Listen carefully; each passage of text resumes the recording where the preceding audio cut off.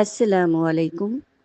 آج آپ سننے جا رہے ہیں ایک ایسی کہانی جو نہ صرف قرآن میں سب سے حسین کہانی کہلائی بلکہ صبر، حیا، محبت اور مغفرت کا پیغام بھی ہے۔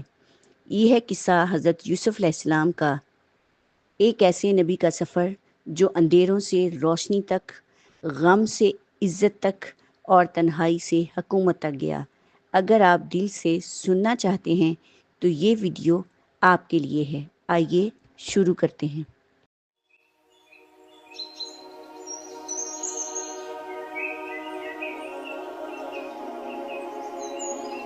اور دونوں دروازے کی طرف بھاگے، آگے یوسف، پیچھے زلیخا، اور عورت نے ان کا کرتا پیچھے سے پکڑ کر جو کھینچا تو پھاڑ ڈالا، اور دونوں کو دروازے کے پاس عورت کا خاوند مل گیا۔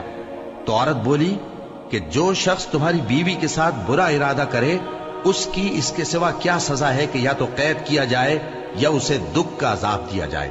یوسف نے کہا، اسی نے مجھ کو اپنی طرف مائل کرنا چاہا تھا، اور اس کے خاندان میں سے ایک گواہ نے گواہی دی کہ اگر اس کا کرتا آگے سے پھٹا ہو تو یہ سچی اور یوسف جھوٹا ہے، اور اگر کرتا پیچھے سے پھٹا ہو تو یہ جھوٹی اور وہ سچا ہے۔ سو جب اس کا کرتا دیکھا تو پیچھے سے پھٹا تھا، تب اس نے زلیخا سے کہا کہ یہ تمہارا ہی فریب ہے، اور کچھ شک نہیں کہ تم عورتوں کے فریب بڑے بھاری ہوتے ہیں۔ یوسف، اس بات کا خیال نہ کر، اور زلیخا تو اپنے گناہ کی بخشش مانگ، بے شک خطا تیری ہی ہے۔ اور شہر میں عورتیں گفتگویں کرنے لگیں کہ عزیز کی بیوی اپنے غلام کو اپنی طرف مائل کرنا چاہتی ہے، اور اس کی محبت اس کے دل میں گھر کر گئی ہے۔ ہم دیکھتی ہیں کہ وہ کھلی گمراہی میں ہے۔ پھر جب زلیخا نے ان عورتوں کی گفتگو جو حقیقت میں دیدار یوسف کے لیے ایک چال تھی سنی، تو ان کے پاس دعوت کا پیغام بھیجا، اور ان کے لیے ایک محفل مرتب کی، اور پھل تراشنے کے لیے ہر ایک کو ایک ایک چھری دی، اور یوسف سے کہا کہ ان کے سامنے آؤ۔ جب عورتوں نے ان کو دیکھا تو ان کا روب حسن ان پر ایسا چھا گیا کہ پھل تراشتے تراشتے اپنے ہاتھ کاٹ لیے، اور بے ساختہ بول اٹھیں کہ اللہ پاک ہے، یہ آدمی نہیں، یہ تو کوئی بزرگ فرشتہ ہے۔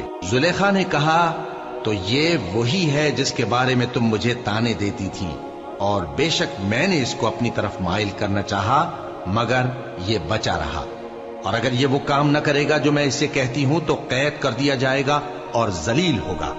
یوسف نے دعا کی کہ پروردگار، جس کام کی طرف یہ مجھے بلاتی ہیں اس کی نسبت مجھے قید پسند ہے، اور اگر تو مجھ سے ان کے فریب کو نہ ہٹائے گا تو میں ان کی طرف مائل ہو جاؤں گا اور نادانوں میں سے ہو جاؤں گا۔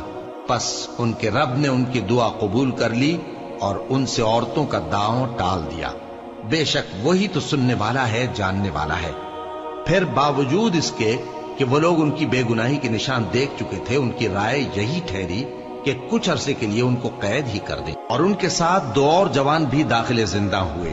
ایک نے ان میں سے کہا کہ میں نے خواب دیکھا ہے، دیکھتا کیا ہوں کہ شراب کے لیے انگور نچوڑ رہا ہوں۔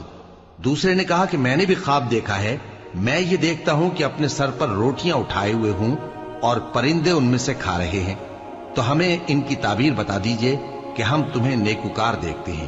یوسف نے کہا کہ جو کھانا تم کو ملنے والا ہے وہ آنے نہیں پائے گا کہ میں اس سے پہلے تم کو اس کی تعبیر بتا دوں گا۔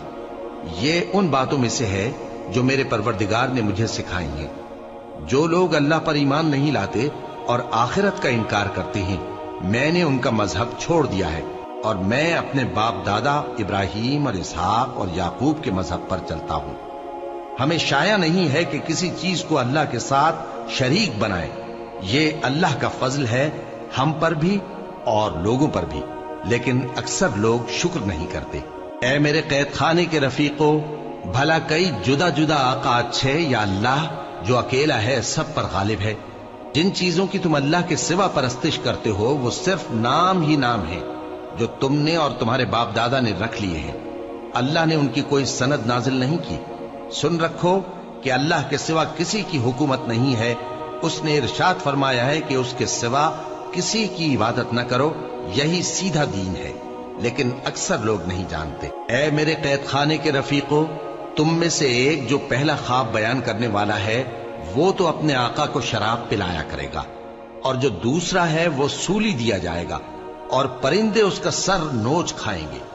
جو بات تم مجھ سے پوچھتے تھے وہ فیصل ہو چکی ہے، اور ان دونوں میں سے جس کی نسبت یوسف نے خیال کیا کہ وہ رہائی پا جائے گا، اس سے کہا کہ اپنے آقا سے میرا ذکر بھی کر دینا۔ پھر شیطان نے اسے ان کا اپنے آقا سے ذکر کرنا بھلا دیا، اور یوسف کئی برس قید خانے ہی میں رہے۔